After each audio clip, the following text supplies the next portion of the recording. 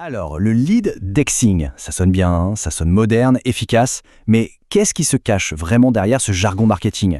Est-ce que c'est une technique d'influence révolutionnaire ou juste une nouvelle façon de nous spammer mais en plus chic? Et surtout, si tout le monde s'y met, est-ce qu'on ne va pas droit vers un shitstorm informationnel? C'est ce qu'on va décortiquer ensemble.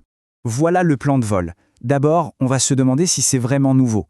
Ensuite, on regardera une expérience bien concrète pour voir comment ça marche dans la vraie vie. Après ça, on verra que ça ressemble beaucoup à des techniques qui existent déjà.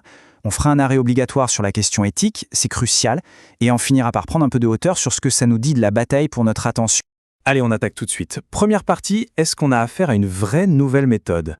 La question peut paraître bête, mais elle est fondamentale.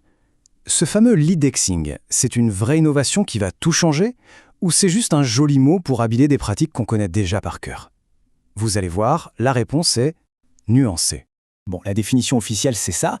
En gros, le lead dexing, c'est l'art de se rendre visible volontairement. L'idée, c'est de faire en sorte d'apparaître comme un petit point lumineux sur l'écran radar de votre cible. C'est passer de l'invisible au visible, mais de manière totalement calculée.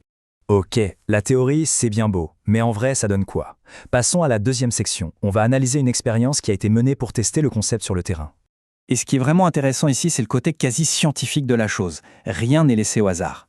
On choisit une cible, on crée un contenu spécialement pour elle, on met un appel à l'action très clair, on publie, et là, on lance le chronomètre. Combien de temps avant d'être détecté? Combien de temps avant d'avoir une réaction? C'est une mesure chirurgicale de l'efficacité. Pour l'expérience, les cibles n'ont pas été choisies au hasard, loin de là. On a une institution, une experte du digital qui est censée être ultra réactive, et une personnalité médiatique. Donc 3 profils, 3 façons potentielles de réagir.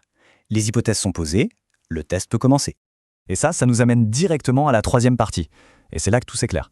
On se rend compte que derrière ce nouveau mot, il y a en fait tout un tas de techniques qui, elles, ne sont pas nouvelles du tout. Et voilà, on y est, le cœur du sujet. Après avoir cherché, fouillé, le terme lead dexing est tout simplement introuvable dans la littérature marketing. C'est un néologisme.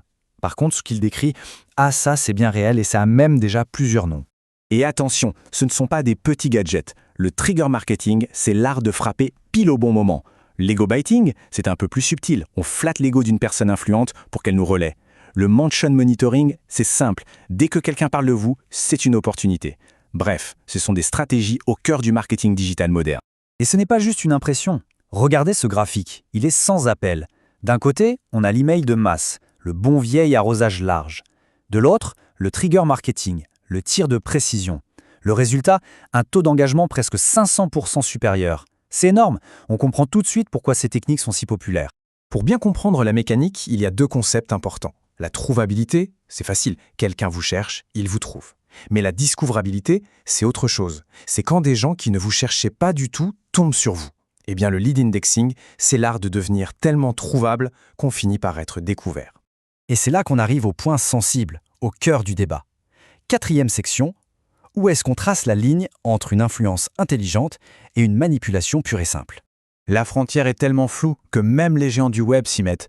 Prenez Facebook, ils ont officiellement qualifié l'engagement baiting, une technique très proche de manipulation algorithmique. Et ils le pénalisent, c'est un signal très fort. La fête est peut-être bientôt finie pour ceux qui tirent un peu trop sur la corde.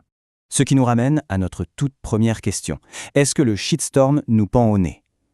Imaginez une seconde, un monde où absolument tout le monde utilise ces techniques. Ce petit ping sympa et personnalisé au début, est-ce qu'il ne risque pas de devenir un bruit de fond insupportable, une sorte de pollution informationnelle? Bon, après tout ça, qu'est-ce qu'on peut en conclure? C'est l'objet de notre dernière partie. Essayons de prendre un peu de hauteur et de voir ce que ça nous apprend sur la fameuse économie de l'attention. En fait, la conclusion, c'est que le vrai défi, ce n'est pas d'inventer des mots compliqués pour impressionner, non. La vraie innovation, c'est de savoir orchestrer intelligemment tous les outils qui sont déjà là, et surtout de le faire de manière éthique. C'est ça la différence entre une stratégie géniale et une simple nuisance. L'avenir appartient à ceux qui sauront être à la fois efficaces et responsables. Et on va se quitter sur cette question, qui est peut-être la plus importante de toutes aujourd'hui.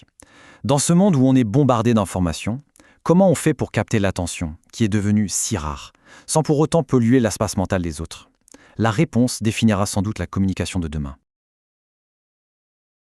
Le choix est fait.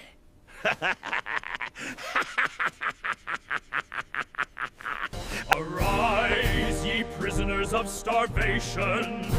Arise, ye wretched of the earth.